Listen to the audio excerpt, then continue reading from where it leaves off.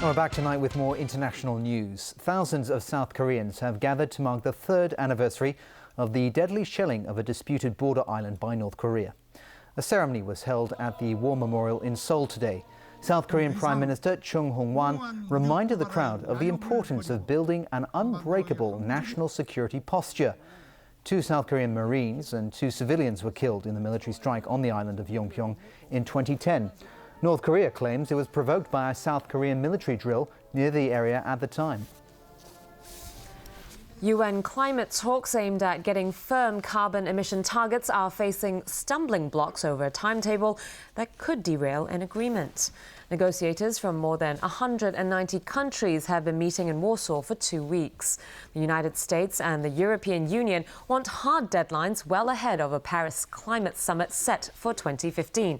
But a draft text presented on the last day of the conference was vague, stating only that commitments should be presented well in advance of the summit.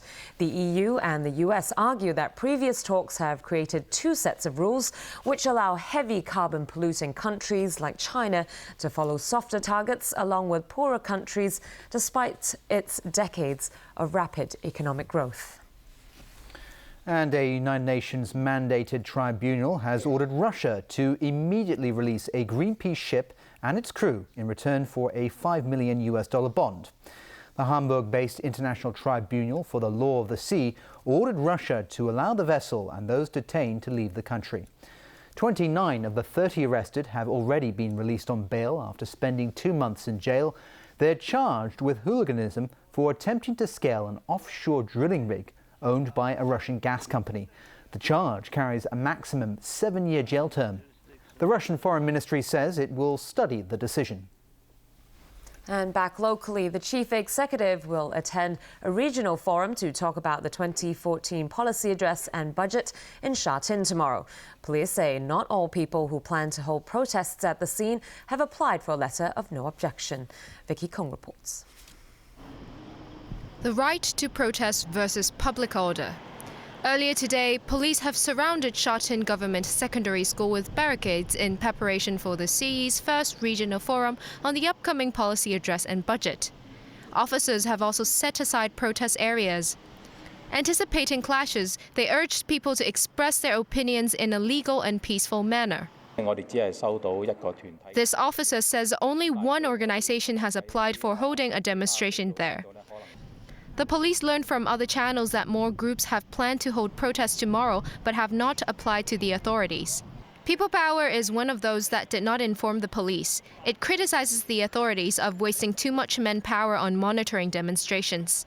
We just have about several hundred protesters.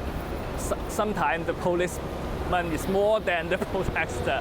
This will make the protester more angry, and they maybe use more radical method to present. People Power expects about 500 protesters to gather here in Sha Tin tomorrow. It plans on collecting shoes from them to throw at the chief executive's office at a later date. It says this is to express discontent towards the government's performance so far. The government has scheduled 2 more regional forums in November and December. Vicky Kong, TVB News. Traffic congestion may become more frequent along the Sha Tin section of Taipo Road as the government plans to develop the Northeast New Territories. That's why officials have decided to widen that part of Taipo Road. The district councillors say building a new tunnel linking the Tolo Highway with Chunwan or West Kowloon would be a more effective solution in the long run. Andrew Lau reports. Traffic jam along the Sha Tin section of Taipo Road during the morning rush hour. The queue often stretches a few kilometers from Newtown Plaza to the race course. This is a bottleneck for traffic going from the northern New Territories to the urban areas in Kowloon or Chunwan. Here, drivers will have to choose whether to use the Lion Rock Tunnel, Changsha Highway or the Shingwun Tunnel. This driver says he'll try his best to avoid coming here. Another driver says he'll only come here during the non-peak hours. Currently, more than half of the vehicles using this road are bound for Changsha Highway, while those heading towards the Lion Rock Tunnel account for less than 10% of the traffic. That's why the Shatin District Council has agreed to cancel the lane bound for the Lion Rock Tunnel and merge it with the lane leading to Changsha Highway instead. But the government says that is not a long-term solution and congestion problems will surface again by 2021. Chairman of the Shatin District Council's Traffic and Transport Committee, Yu Ka-chun, says a more effective way to solve the problem would be to build a new tunnel connecting the area around the racecourse or even as far as Maliu Shui with Chunwan or West Kowloon.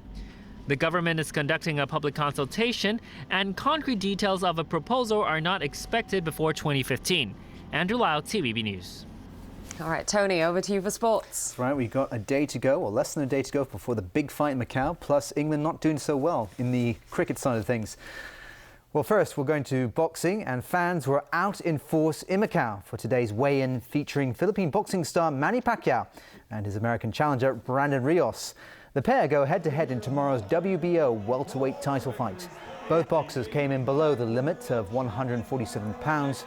For Pac-Man, his comeback fight has added significance so soon after Super Typhoon Haiyan devastated the Philippines. Many are rooting for a Pacquiao win to lift the spirits of so many still suffering after the storm. Well, England have a lot of catching up to do if they hope to salvage something from the first Ashes test against Australia. The hosts set them a daunting target of more than 500 runs today, with the tourists running out of time to reach that goal. Resuming their second innings at 65-0 with a 224-run lead, Australia got centuries from Michael Clarke and David Warner. That stand lifted the host total to 401 for 7 before they declared with a 560-run lead. That left England's top order an hour to survive. Captain Alistair Cook and Kevin Peterson, playing his 100th test, combined at the crease to help England reach stumps at 24 for 2 in their second innings. England know they had their backs against the wall, but tried to put on a brave face. Look, these guys are proven world-class performers, the England batsmen I'm talking about. So, I mean, you don't become bad players overnight, and, you know, it's basically a bad session, which can happen to any team. But like I said, I'm positive we'll come back strong. On to golf now, and Denmark's Thomas Bjorn was unable to maintain his lead in the third round of the World Cup of Golf in Melbourne today. Instead, it's Jason Day who sits at the top of the leaderboard, one stroke ahead of Bjorn. Giving home fans something to cheer about, the Australian shot a round of 5 under 66. It's his first tournament since learning that 8 of his relatives died when Super Typhoon Haiyan hit the Philippines. And that's the news for tonight. Thanks for watching. Good night.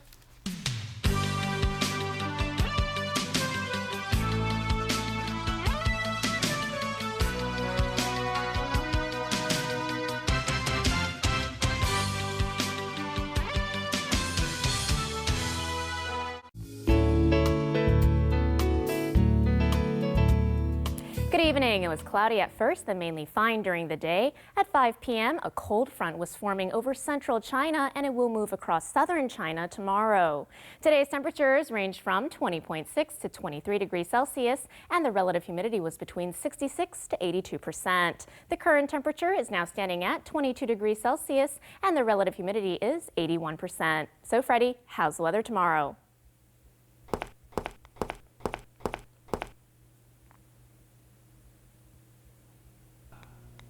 Oh.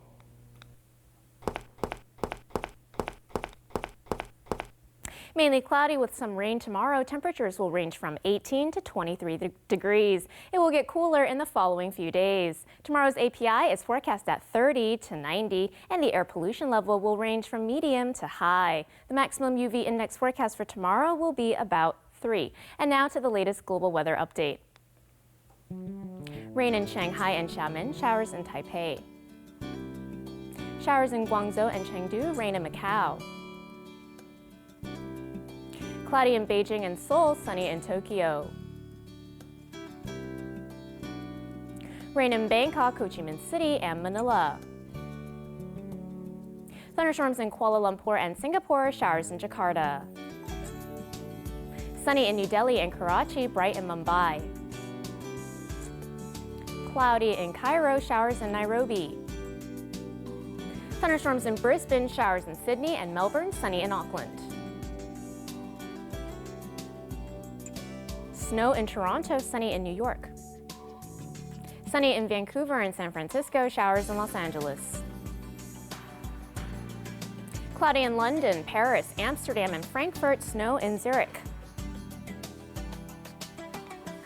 And that's the weather. Have a lovely evening.